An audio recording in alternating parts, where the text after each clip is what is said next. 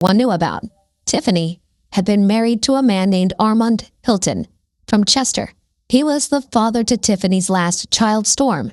Armand, also known by the nickname Speedy, was no stranger to the law.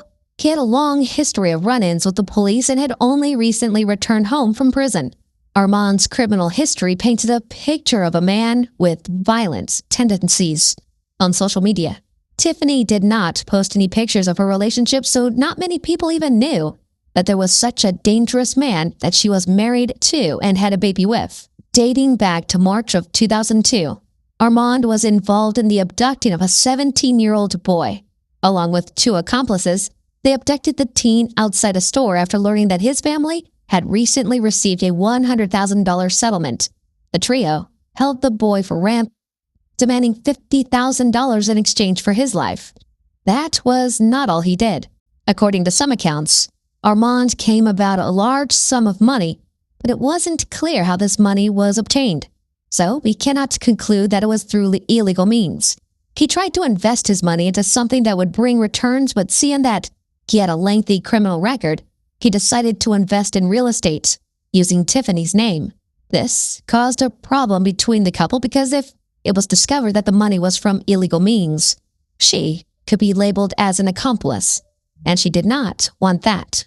Unfortunately for Armand, he was arrested again on charges that were not made clear.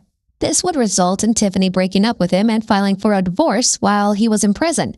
The reason behind her wanting to split remained unclear, but one can only assume she did not want someone who was an alleged criminal actively raising her son. Perhaps she feared he would be a bad influence on him. When Armand eventually came out of prison, he was furious with Tiffany because he had entrusted her with his properties while he was in prison. He felt betrayed when he learned that during his time in prison, Tiffany had moved on and married another man, therefore making him lose the right to any ownership for his properties. He initially requested she give him back his properties by taking her name off and putting him as the sole owner, but Tiffany never did. She proceeded with living her best life with a new man she had married and continued posting photos on social media platforms, which got Armand very upset. It was a betrayal he couldn't forgive, and that resentment festered into something far more dangerous. Given his past, it's no surprise that his reaction to feeling betrayed was one of violence.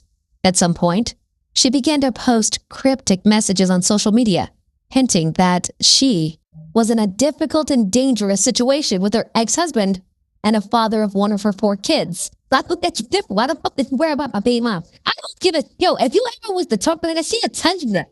I will never talk to them. This ever ain't on my level. She ain't do nothing to me, and she never been in my circle. She never been around me. I didn't know that. And you've been bringing it up, bringing it up, bringing it up. So now, I'm going to give you what you want. I'll touch you again. I'm never physically going to hurt you. You marry this nigga, I'm going this... on everything I love. I'm going back to prison. On everything let me get a fucking... Okay? Told you, stop throwing in my face. At this thing people want to do, go in and do it. Stop throwing them in my face.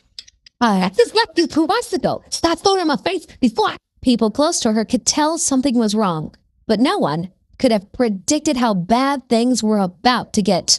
Continuously, she went on with her regular life and usual routines, and one morning, she was taking her son to the barber shop to get his haircut, not knowing that very day, her 44-year-old ex-husband was following her with the mission of taking his revenge. She arrived at the barber shop at midday and hung around while her son was being prepared to have his haircut. Unfortunately, that place was about to be turned into a murder scene just before 2 p.m. on October 7th.